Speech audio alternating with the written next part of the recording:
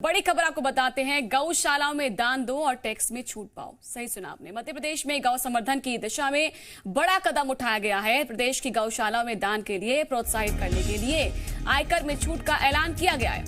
आयकर आयुक्त ने केंद्र सरकार के गौ संरक्षण और संवर्धन संबंधी नियमों के तहत छूट देने की घोषणा की है और इसके तहत प्रदेश की रजिस्टर्ड गौशाला में दान देने पर आयकर में छूट मिलेगी। लोग ऑनलाइन भी दान दे सकते हैं। तो गौशाला को दान दो, टैक्स में छूट लो।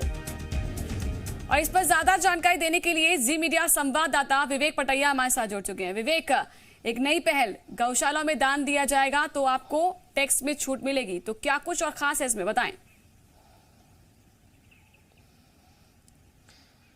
मध्य प्रदेश में गौ संवर्धन की दिशा में सरकार का ये कदम है और पिछले दिनों सरकार ने घोषणा भी की थी कि जो गौदान करेगा, जो गौशाला के लिए दान करेगा, उसको इनकम टैक्स में छूट दी जाएगी।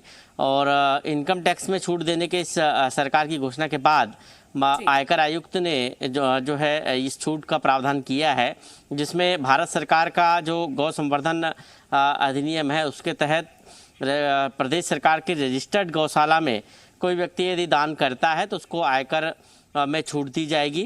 जो गौशाला के लिए पोर्टल बनाया गया है ऑनलाइन, उस पर जाकर व्यक्ति दान कर सकता है और उसकी जो रसीद है वो इनकम टैक्स दाखिल करते समय यदि वो लगाता है तो उसको निश्चित ही इनकम टैक्स में छूट दी जाएगी।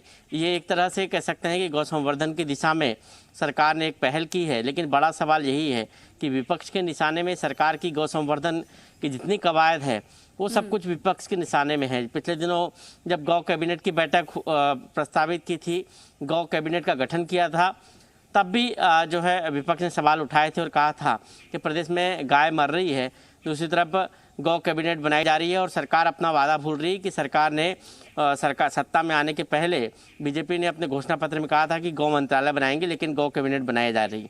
तो ये तमाम बातें हुई थी, लेकिन अब एक बड़ी राहत यहाँ पर उन लोगों को दी गई है जो गाय से प्रेम करते हैं, गाय को एक पूजनी मानते हैं और पूजनी मानते हुए गाय के उत्थान के लिए, संवर्धन के लिए दान देना चाहते हैं।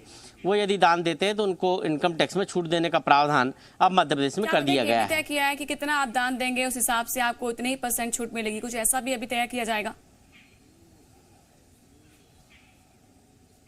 देखिए, ये जो नियम है जो उसके तहत ही ये छूट दी जाएगी। भारत सरकार ने पहले से ही गौ संवर्धन और गौ उत्थान के लिए जो नियम बनाया है उस नियम के तहत ही मध्य प्रदेश के आयकर आयुक्त ने ये छूट मध्य प्रदेश के लोगों को दी है और उसके तहत ही ये छूट दी जाएगी। कितने प्रतिशत छूट है उसमें उसका प्रावधान है। पोर्टल पर जाकर राज्य सरकार का जो पोर्टल है गौशाला के लिए, गौदान करने के लिए, उस पोर्टल पर जाकर सीधे आप गाय को दान करने के लिए, गौशाला के निर्माण के लिए या फिर गौशाला में जो धनराशि दी जाती है उसके दान के लिए आप दान दे सकते हैं और वो जो रसीद है इनकम टैक्स डिपार्टमेंट को आप जमा कर सकते हैं। जब आप इनकम टैक्स दाखिल करेंगे तब उसमें जो छूट के प्रावधान है उसके अनुसार आपको इनकम टैक्स में छूट मिल जाएगी। शुक्रिया आपका विवेक, जानकारी देने के लिए।